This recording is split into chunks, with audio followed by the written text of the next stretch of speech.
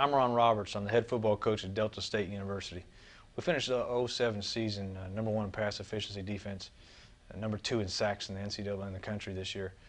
This talk is about attacking the quarterback, 4, 5, and 6-man pressure. I'd like to show you how we did that.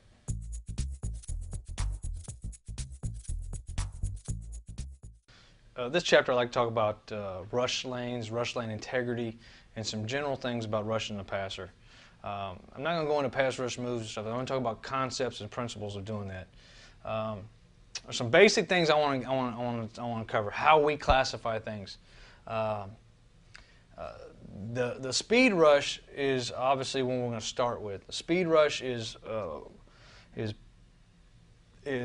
finding the drop spot, finding the spot, the kick point for the offensive lineman.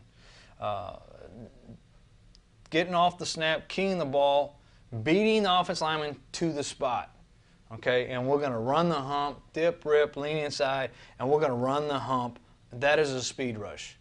Okay, it's not coming back underneath. If you come back underneath, it's at the depth of the quarterback or past. It's running the hump and staying on outside. That's a speed rush.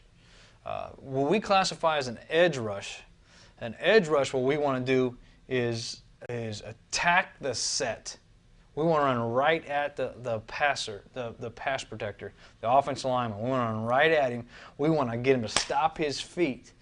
We want to use some momentum to get him to lean his weight one way or other, with the head, or whether it's with a tap and go, or whether it's with a club. We want to create some momentum, and then we want to use his momentum, and we want to get going. And we'll have to use a move off of that. So edge, attack, stop his feet. So it's kind of like we're going to drive him to the lane, we're going to give him the shake, boom, and we're going to take the ball to the basket. We want to get him to stop his feet, restart his feet. Obviously, that's not something offensive linemen are good at. If they are, most of the time we try to tell our guys they'd be playing over here.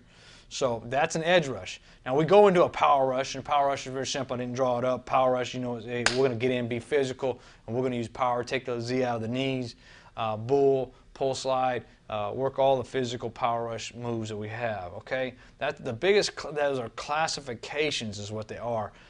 They're not, you know, arm over, arm under. We're talking about, but these are the types of rush. What they do inside that rush is a different ball game. Okay, but this incorporates how we get rush lane integrity. Okay, because we need to understand is that quarterbacks throw in passing lanes. Okay, you know, obviously you don't have a lot of success unless he's 6'5", throwing over the top of people, and they don't see real well. So they're looking for things that open up so they can see the field and step up in a pocket. So what we want to be able to do, okay, is we want to make sure our rush is not just rushing and staying on the back edge and staying on the front cheek. What we want to make sure we're doing is we want to also clarify is who has a two-way go in our rush? Who has the opportunity to come back inside so we can keep that rush, the passing lanes constricted and squeezed down? Okay, in the one I've drawn up here at the top, what we would say is that off this one, we would say, okay, our ends have a two-way go. All right, that means that if I have a two-way go, I can come up and I can go inside this guy, or I can go outside of him. Okay, again, free rush here. I can come up here, I can go inside the guard, or I can go inside, or I can go outside the guard. I've got a free rush. Okay, what